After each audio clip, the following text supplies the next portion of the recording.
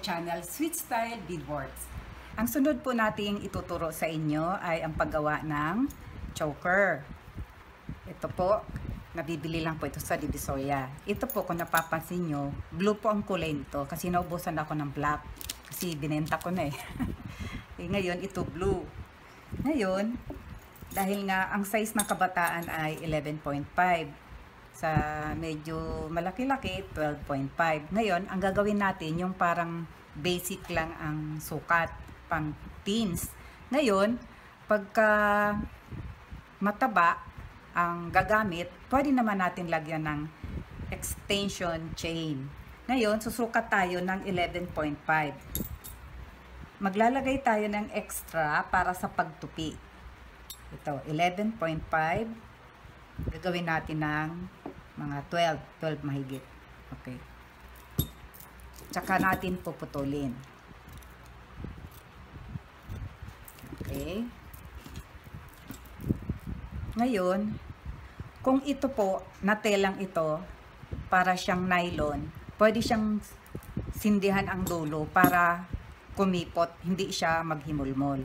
Dahil po ito ay parang cotton, hindi siya pwede. Ito pwede siya. Ngayon, ang gagawin natin dito, itutupi lang.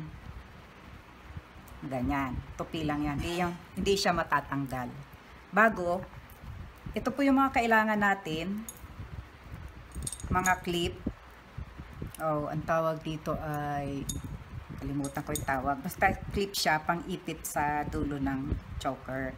Ito naman, lobster lock, na may kasama siyang jump ring. Ito extra ito, mangailangan tayo. Ngayon, ito ikakapit natin dito. Ganun lang po kabilis, kadali. Iipitin natin siya ng flat nose pliers. Ito po.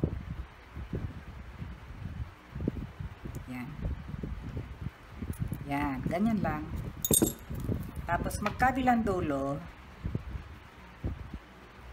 iipitin din natin. Alam nyo po, mura lang ito sa Divisoria. Per yard, mga 35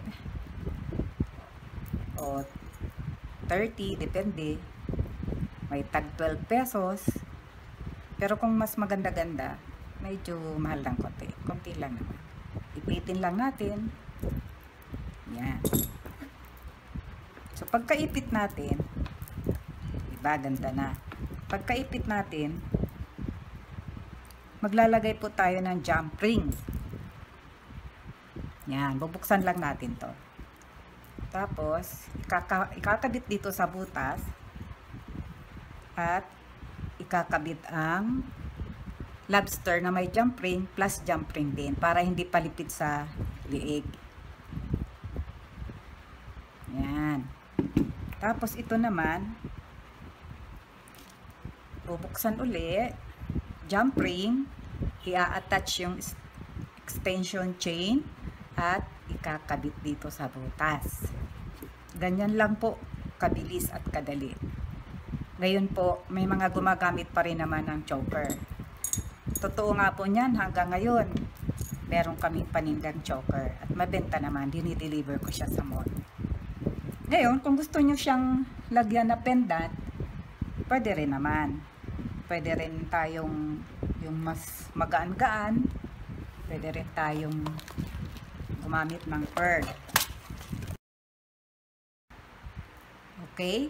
Paggawa naman ng pendant, kukuha tayo ng head pin kasi ito yung para siyang pako na hindi siya malalaglag. Ngayon, pagka minsan kasi may mga barado. Teka, tingnan natin ito kung kaya. Barado rin. Hindi pwede. Okay na. Okay. Ayan. Ito po tunay na pearl. Okay, kailangan magsagad siya. Ngayon, puputulin natin siya ng 1/2 inch. Yan, 1/2 inch. Saka natin bibilogin ng round nose pliers. Gamit ang round nose pliers. Tapos, iikot lang natin. Yan. Tapos, yan. Bubuka ng konti. At isasara. Ngayon, kukuha tayo ng isang jump ring para magkaroon siya ng lawit. Lalawitan natin siya. Ito. Ngayon, kailangan po, para pantay, kailangan natin pantayin muna ito. Saka natin bubutasin. Yan. Dito natin sa dulo, ikakabit. Tama-tama, sa pagpantay natin, dito sa biyak, dito natin ilalagay.